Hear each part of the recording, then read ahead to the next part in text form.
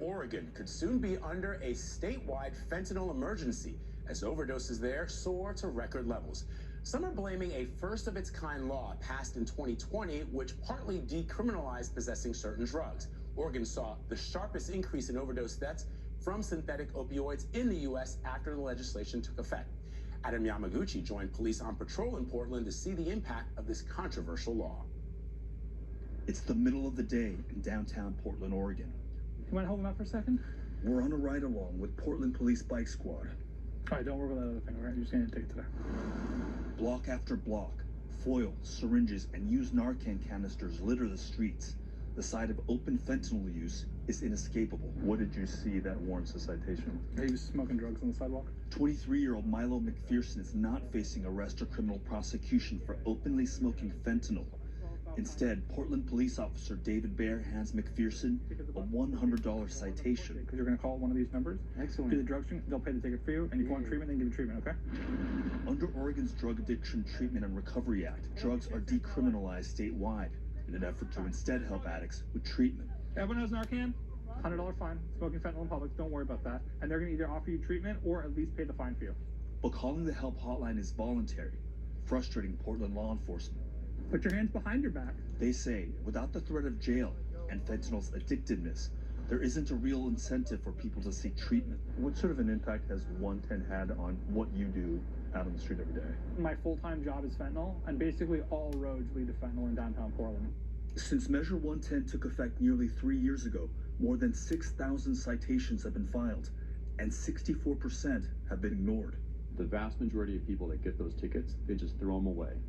A coalition of police chiefs, donors, and district attorneys are now calling for the recriminalization of drugs, along with adding diversion programs within the criminal court system. We don't want to double down on something that's failing. We've had 3 years of this law that has not delivered on the promise that voters thought they were getting.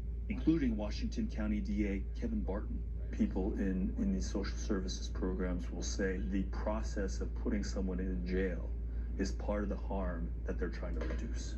There's no silver bullet here. We need to create rewards and consequences to motivate people to engage in treatment. The advocates of the measure say it's treated 15,000 individuals at more than 200 locations statewide, and more housing, treatment, and rehabilitation programs are opening up.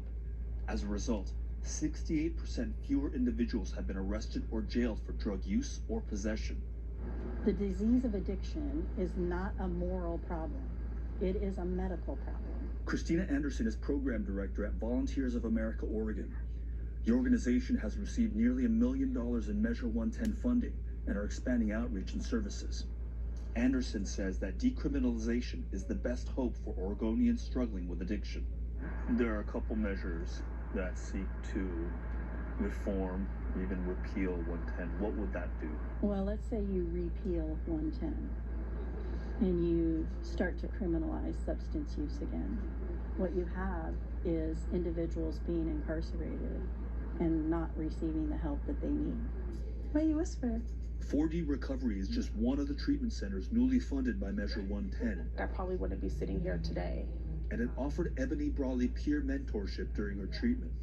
Brawley said the fear of returning to jail wasn't enough to turn her life around. Because of Measure 110, I was able to change my story and break those chains, you know, and provide a life for myself and for my daughter that she probably wouldn't have had otherwise.